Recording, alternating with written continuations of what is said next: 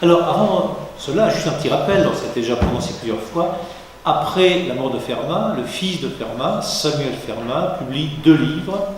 Un en 1670, l'arithmétique de Diophante, avec des commentaires de Fermat dans lequel se trouve la fameuse non-démonstration de ce qu'on appelle maintenant le théorème de Fermat. Et d'autre part, un livre qui s'appelle Varia Opera Mathematica, Domini Petri de Fermat, donc les œuvres variées mathématiques du seigneur Pierre de Fermat.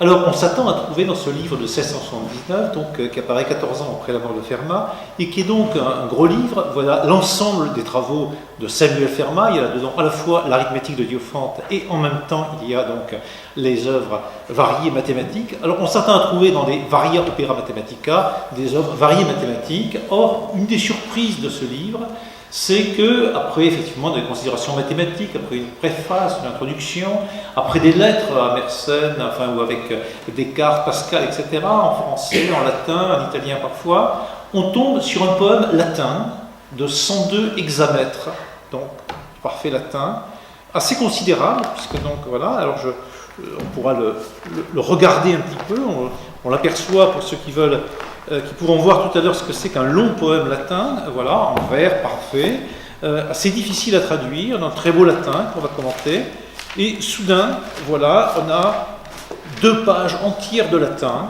voilà, c'est donc ostension, c'est un peu comme à la messe, du poème qui s'appelle Quede Deo, Seu Christus Moriens, et dessous il y a écrit Domini, probablement dit oui, Domini, Petri de Fermat, Carmen Aboebum, ad Dominum Balzacum.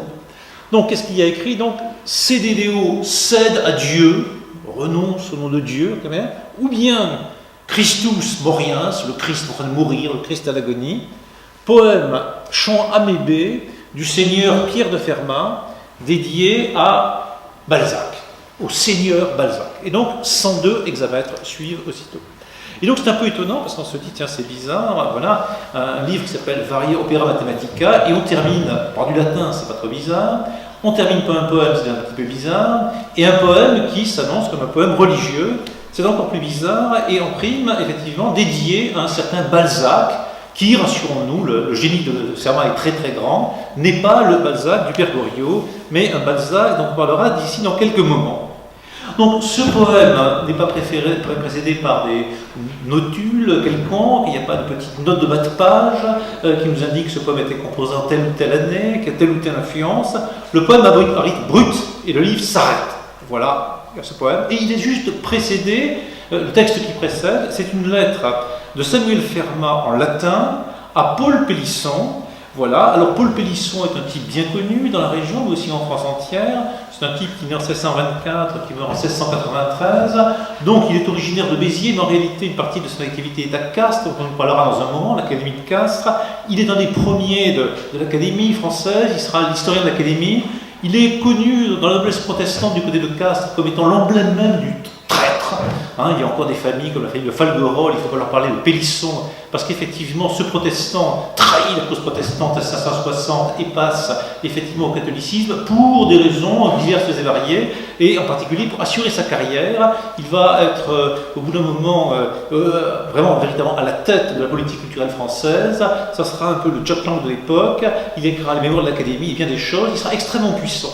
Il est par ailleurs quelqu'un qui est lié à l'affaire Fouquet, qui connaît de grandes difficultés parce qu'il fait partie du camp Fouquet, comme La Fontaine et quelques autres.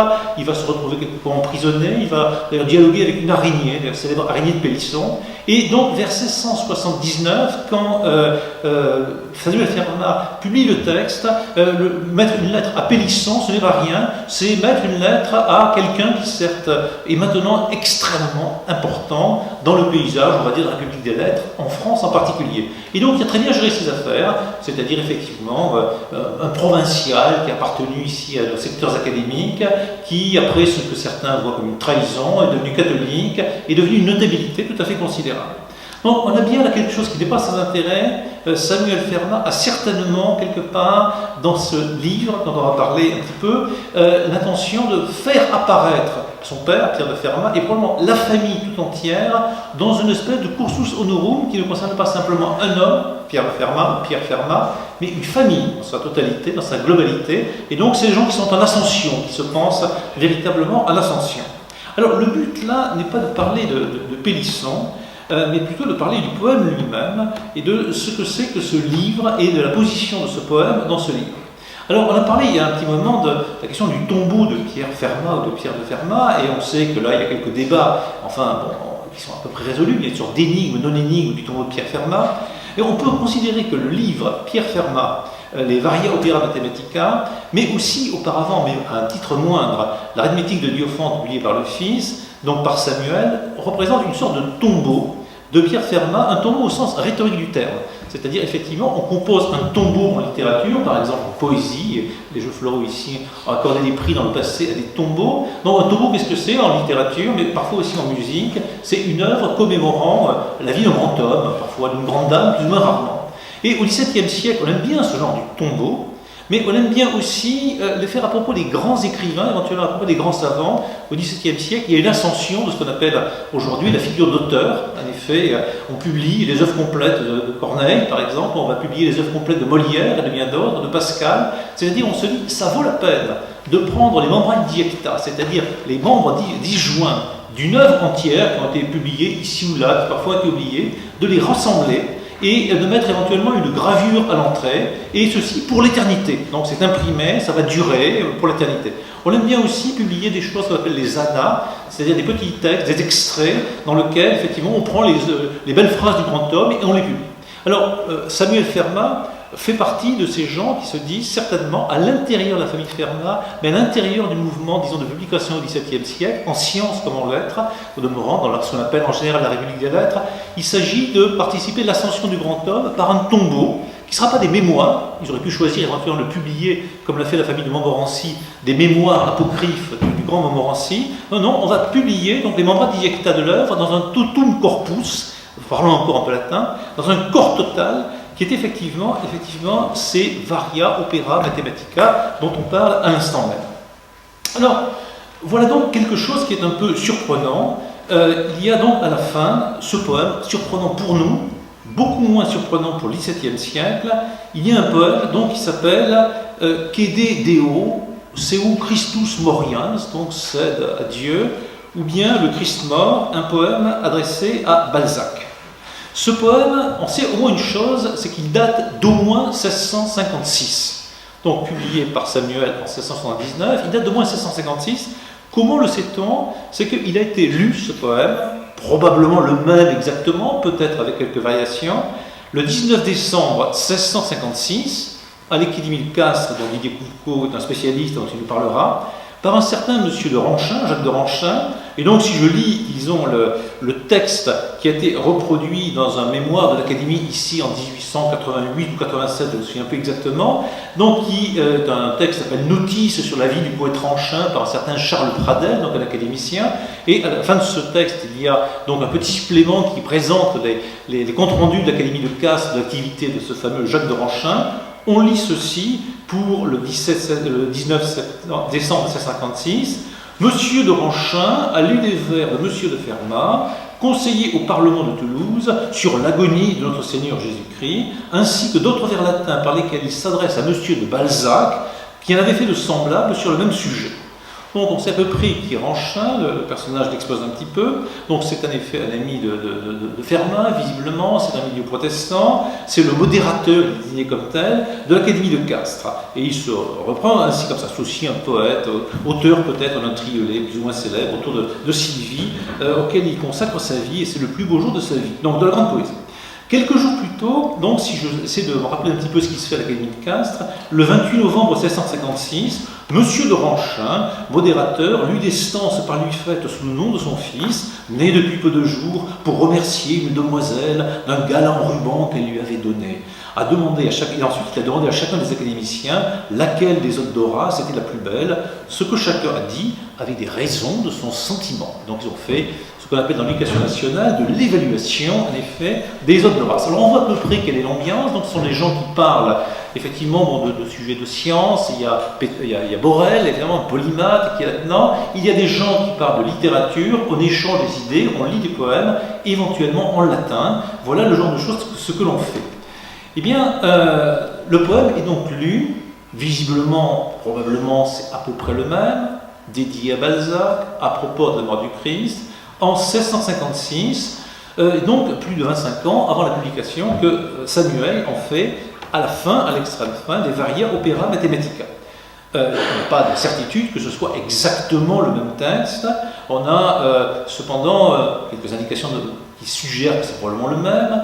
On sait que Fermat a écrit des poèmes en français, en latin, en espagnol, je crois, qu'il a écrit des poèmes religieux. Il n'y a pas de raison que le fils ait modifié particulièrement le texte.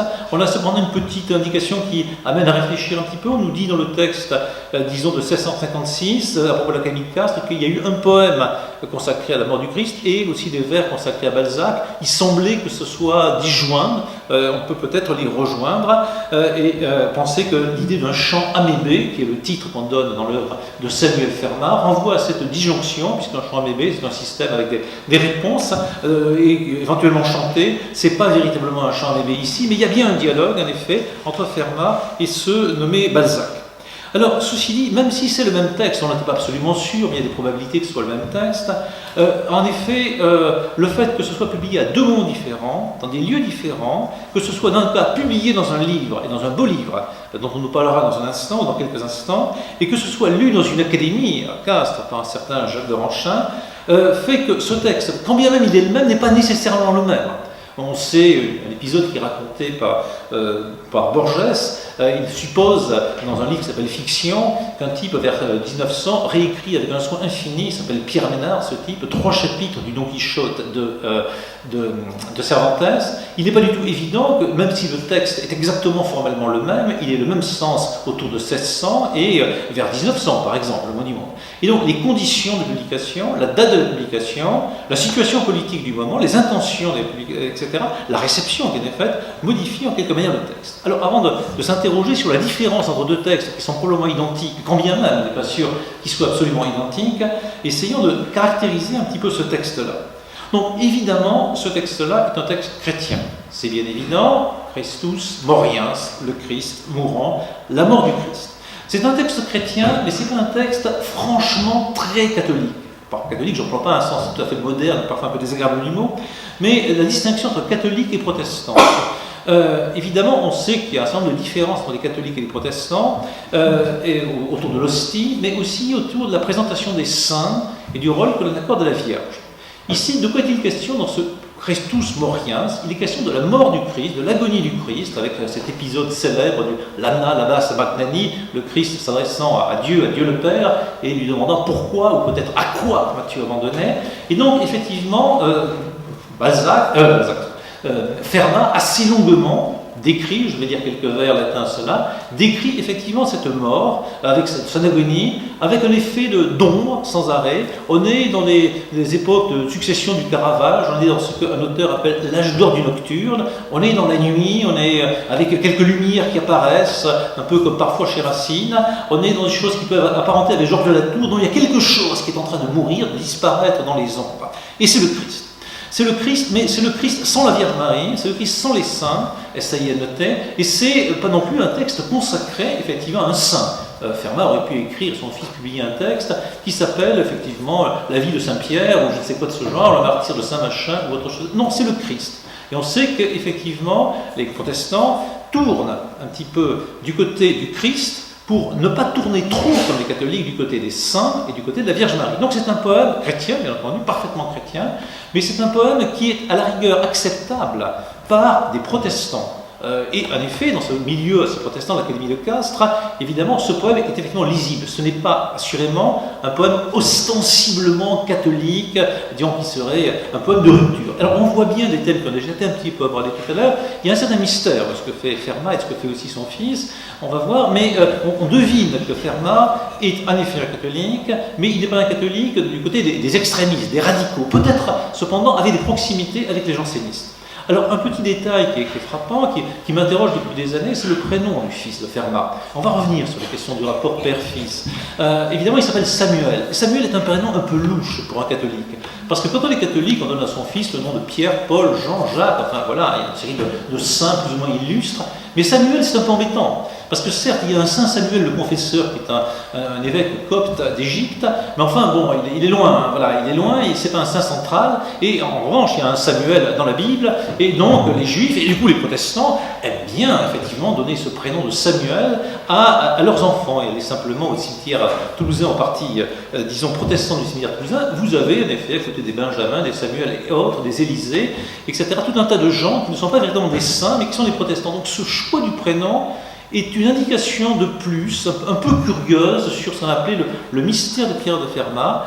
C'est pas tout à fait clair. Donc, véritablement, là, il y a une volonté chez Fermat, certainement, devine quelque chose, d'être un catholique, en effet, mais en effet, il monte dans la chambre de Lydie, il se plaît bien avec des protestants, il n'est pas protestant, il est en fait véritablement catholique, mais on n'est pas dans la provocation, et donc ce poème peut être lu. Voilà, disons, une série de premières remarques. Donc, je vous lis quelques fragments de ce texte. D'abord un petit peu en latin, comme ça, pour le plaisir de lire un petit peu le latin, bon, c'est pas grave. Et puis ensuite, je lirai quelques lignes de la traduction faite par Georges Soubeil, et en partie d'ailleurs par une professeure du lycée Pierre de Fermat, qui s'appelle Bernadette Brochet, par des élèves chartistes à l'époque, et qui est publiée dans un livre, maintenant un petit peu ancien, de Paul Ferron, qui a été président de l'Académie et qui est décédé il y a à peu près une année, je crois. Si je lis simplement le début en latin, obstutuit totiesque elusum mantis acumen dedicituanos veris praeferi colores minibus, et si je lis la traduction, je vois ceci: frappé de stupeur en esprit, si souvent leur jouet cesse de préférer le vain éclat des fables aux lumières de la vérité. Pourquoi, infortunée raison, retracer des combats et par l'artifice d'une langue savante faire revivre des divinités depuis longtemps déchues? Alors il est question de l'infelix ratio. Parler latin, c'est la formulation. Infelix ratio, la raison malheureuse. La raison malheureuse, c'est étrange, puisque c'est écrit sans doute autour de 1654 à peu près, c'est écrit au moment où Descartes règne, où le rationalisme triomphe, etc. Et donc dans ce poème chrétien, à défaut d'être très strictement catholique, et chrétien, et probablement de tendance quelque peu augustinienne à l'arrière, il y a cette affirmation très forte d'une infériorité, d'un malheur de la raison qui doit renoncer en quelque manière à toutes ses prétentions devant le spectacle troublant, bouleversant, extraordinaire de la mort du Christ, de ce moment de l'ombre et de l'agonie où le Christ lui-même doute, puisque le lama Savagnati, c'est une sorte de moment où voilà, on ne sait pas très bien ce qui se passe. Est-ce que le Christ dans cet instant croit encore, ou est-ce qu'il s'abandonne? Est-ce que c'est un cri de révolte, ou est-ce que c'est un cri au contraire d'abandon complet? Et donc là, selon les traductions, c'est la vision que l'on a, il y a la nuit véritablement de la mort. Et donc on a un poème chrétien, effectivement, qui décrit la mort du Christ, mais en insistant sur ce moment très précisément de la mort. Deuxième remarque, avant de rentrer dans le fond peut-être des débats théologiques, c'est un poème latin, bien entendu. Alors on n'est pas très étonné de trouver du latin, parce que, bon, en gros, tous les gens qui ont parlé ce matin, Pascal, Mersenne et bien d'autres, et les Anglais et les Italiens, parlent latin, écrivent des lettres en latin, font des vers latins, voilà. Fermat est cependant en effet particulièrement doué pour le latin et pour le vers latin. Ces vers latins sont complexes, extrêmement réussis, remplis d'allusions latines à tour de choses, et par exemple le titre même du texte, on va revenir à Balzac dans quelques instants, le titre même, Cede Deo, cède à Dieu, renonce à Dieu, est directement une citation de Virgile. On le trouve effectivement dans Virgile. Il y a un moment où dans l'Énéide, Énée se promène et il assiste à un combat entre deux personnages, et voilà, donc ce combat, c'est le combat entre Darès et Antélé, et puis donc il y en a un qui est en train d'écraser l'autre, et voilà, Énée intervient, c'est un brave homme. Énée donc arracha Darès, épuisé des mains de son rival, le fameux Antélé, et le console en lui disant: malheureux, quel délire a saisi ton âme, ne sens-tu pas que tes forces ne sont plus les mêmes et que les dieux ont tourné, cède à la divinité. Kede Deo. Donc en disant Kede Deo, évidemment, Fermat sait très bien qu'il est en train de dire ce que Énée dit à un type en train de se faire assommer, enfin de faire détruire quelque part dans le livre que Virgile appelle l'Énéide. Donc on a un poème latin qui est bourré de latinité. Et pour ceux qui sont particulièrement amateurs de latin, à la fin, il est question du jardin des Pierrides, du chemin des Pierrides et du chemin des Muses. En fait, très étrangement, c'est une citation directe prise à Lucrèce, au Rerum Natura. Et donc, on a une espèce de bricolage théologique. Donc, il y a la théologie, hein, bien sûr, l'Évangile, les citations assez nombreuses dedans. Il y a de l'Énéide, mais il y a aussi du Lucrèce. Alors ça, c'est un peu compliqué, parce que Lucrèce est une redécouverte récente au XVIe siècle. C'est l'auteur, libertin par excellence. Et c'est assez étrange de faire apparaître apparaître un peu de Lucrèce à l'intérieur d'un poème catholique, ou chrétien en général.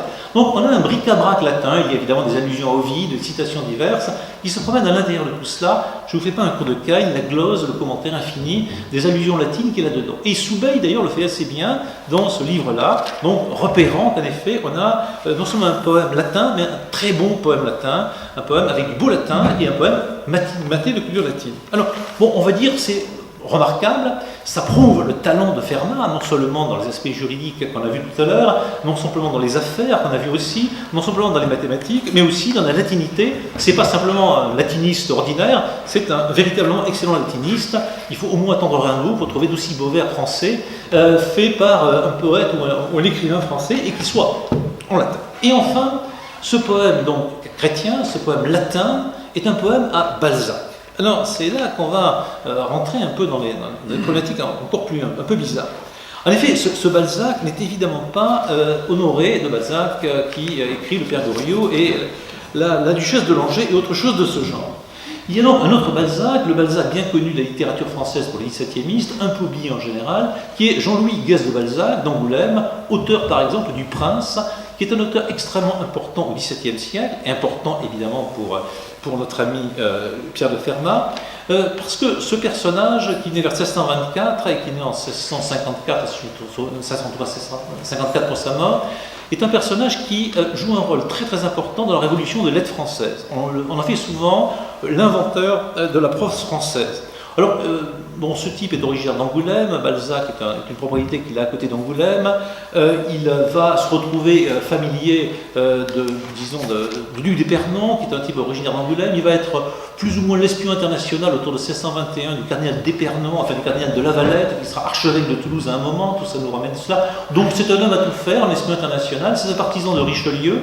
Il va d'ailleurs composer pour Richelieu un grand texte qui s'appelle Le Prince, et vous savez ce que sont les choses, quand on fait un livre qui est un éloge de Richelieu ou de Macron, de qui vous voulez, il n'est pas certain qu'en général le prince apprécie, puisque donc ou bien on fait l'éloge trop grand et le prince trouve que c'est un peu excessif, ou bien ce que fait Balzac, on fait l'éloge un petit peu modérateur comptabile, et le prince Richelieu n'est pas si content que ça, donc en fait, bon voilà, Balzac n'a pas les grâces absolues de Richelieu parce qu'il déplaît en voulant trop plaire, voilà. Mais d'autre part, Balzac, et c'est le point central, est l'inventeur d'une nouvelle manière d'écrire la prose française. Au fond, on voit bien à peu près ce que la prose française à la fin du XVIe siècle, des gens comme Montaigne, prose assez compliquée, remplie de citations, avec un énorme vocabulaire. Ce que fait Balzac, c'est qu'il opère une sorte de simplification, en même temps extrêmement savante par rapport à cette prose-là. En gros, c'est un contemporain de Malherbe. Ce n'est pas encore un auteur de la littérature classique française de la deuxième moitié du XVIIe siècle, mais en effet, c'est quelqu'un du salon de Rambouillet qui, avec voiture, donne véritablement le ton autour des années 1630-1640. On le considère comme un peu l'oracle de l'art de bien écrire. Il invente un style, une manière d'écrire des lettres, et donc il est très puissant. En même temps, il est tellement puissant qu'il est par ailleurs très orgueilleux que le père Garas, bien connu de Didier Foucault pour d'autres raisons encore, l'accuse d'impiété, l'accuse surtout d'être un orgueilleux et l'accuse d'être un libertin par orgueil même. Et donc, évidemment, ce brave Balzac, furieux d'être traité de libertin par orgueil même, par le père Garas et par d'autres gens de ce genre, il ne se prenait pas pour rien, se retire au bout du compte dans cette terre Angoulême, se convertit à un christianisme très ardent et devient au bout du compte l'ermite de la Charente. Voilà, il est là-bas, et là, il meurt quasiment de sainteté, tout en étant suspecté de libertinage. Donc c'est un personnage très important, à la fois dans la politique du XVIIe siècle, parce qu'il est un des appuis de la politique royale, même s'il a des difficultés avec Richelieu. Il est bombardé automatiquement, un des premiers de l'Académie française, d'ailleurs sans l'avoir demandé. Il fait partie vraiment de la politique royale, même si.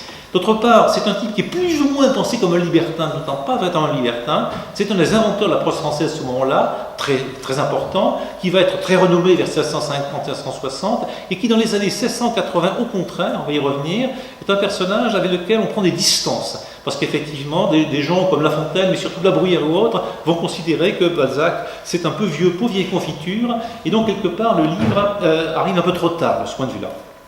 Et enfin, on voit bien, c'est un personnage, disons, mobile, voilà, qui lui aussi est rempli de figures assez énigmatiques et sur lesquelles on ne cesse de revenir pour essayer de comprendre ce que c'est. Alors, on comprend très bien qu'en 1656, et probablement il a écrit son poème vers 1654 ou 55, Pierre de Fermat ait eu envie de composer un poème en vers latin, D'abord pour se montrer à lui-même et à ses amis qu'il était capable d'être un digne compagnon des membres de l'Académie de Castres, qu'il était parfaitement capable de composer des poèmes en vers latin, de composer un poème autour de l'image du Christ, qui lui permettait effectivement de dire qu'il était catholique, mais cependant qu'il était catholique dans un espace qui n'était pas un espace d'intolérance, ceci est assez important pour l'Académie de Castres, et qu'il ait eu envie effectivement de le dédier au seigneur Balzac, soit qu'à ce moment-là, le seigneur Balzac, quand il écrivait le poème, venait juste de mourir, soit, deuxième hypothèse, qu'il ait écrit le poème un petit peu avant la mort de Balzac, et qu'il ait profité, on va dire, de la mort de Balzac, pour faire lire par Jacques de Ranchin, 2 ans plus tard, le texte à l'Académie de Castres. On voit bien que c'est à peu près tangent à la mort de Balzac.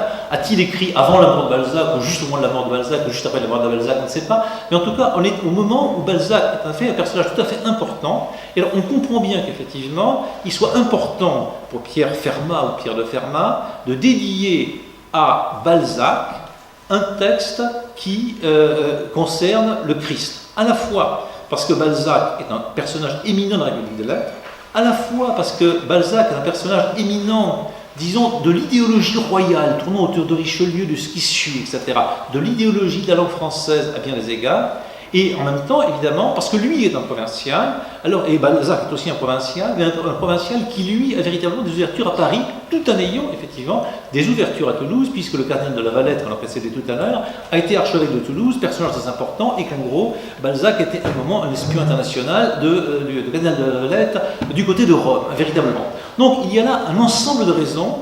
Alors on ne peut pas savoir quelle est la bonne, véritablement, mais on voit à peu près que, en effet, Balzac a des raisons d'être révéré par Pierre de Fermat. Mais ça va plus loin. Ça va plus loin, parce qu'à la fin du texte, alors je vous dispense de lire tout le texte en latin, mais il y a des citations de Lucrèce et la suivante, et le dernier vers, Equo pieris, frueris super ardus montis, ardua montis, tu vas jouir sur les chemins des Pierrides, voilà. Olim forza potietur honore Balzaco proles non inficiata parenti. Alors ça termine par le mot parenti, le père en réalité, le fils. Eh bien, je peux espérer ne pas être jugé indigne par toi d'être le père, d'être le fils de toi qui est le père, toi Balzac. Ah bon, alors ça c'est très étrange. On a un texte donc dans lequel Fermat nous dit que ce serait un très grand honneur pour lui d'être considéré par Balzac comme étant son fils. Alors on tombe là sur des problèmes d'arbre généalogique encore plus compliqués, il faut le dire, que ceux de notre ami Jean-Luc Lafont tout à l'heure. Donc puisque maintenant il y a une sorte de paternité littéraire en direction d'un type qui par ailleurs était un homosexuel. Balzac était l'amant de Théophile de Viau, donc tout le monde le savait à peu près. Donc on est dans ce genre de choses, et c'est le fils, Samuel, qui propose effectivement un texte qui est un souvenir, qui est donc un rapport d'un homme qui est en train de mourir, le Christ, à son père, bien sûr, qui est là. Le fils Samuel écrit un texte en direction, effectivement, dont le fils Samuel publie le texte en 1679 dans une construction qui fait des sortes de pères mis en abîme les uns dans les autres, le Dieu, Balzac, le fils qui s'adresse à son père, Samuel, juste avant, dans la lettre qui précède, en faisant des allusions avec Pélisson, bien entendu. Donc on a un système assez compliqué, dans lequel, manifestement, dans le tombeau que constitue ce livre, il s'agit de conclure sur la mort du fils, le Christ, de penser à la mort du père, de ressusciter le père par le livre, de rappeler que ce père a eu peut-être un vrai père, plus père que le père, qui est Balzac lui-même, c'est-à-dire un drôle de type qui est un personnage tout à fait important. Alors, c'est tellement compliqué qu'on peut supposer qu'à un certain point, ça rate un petit peu, mais en même temps, ça réussit de notre point de vue. Ça rate un petit peu parce que Samuel Fermat n'est peut-être pas tout à fait au clair avec Balzac. Balzac, vers 1679, n'est plus à la mode du tout, mais ça c'est à Paris, c'est pas nécessairement à Toulouse. C'est constituer l'image d'un Fermat, disons certes juriste, certes mathématicien, mais lancé par la langue latine même, c'est-à-dire la langue de l'universel, et par la religion, qui est la religion évidemment de l'universel, dans le paysage de notre universel, qui est le paysage de la littérature, et c'est ainsi donc que le tombeau est un lieu de résurrection. Voilà.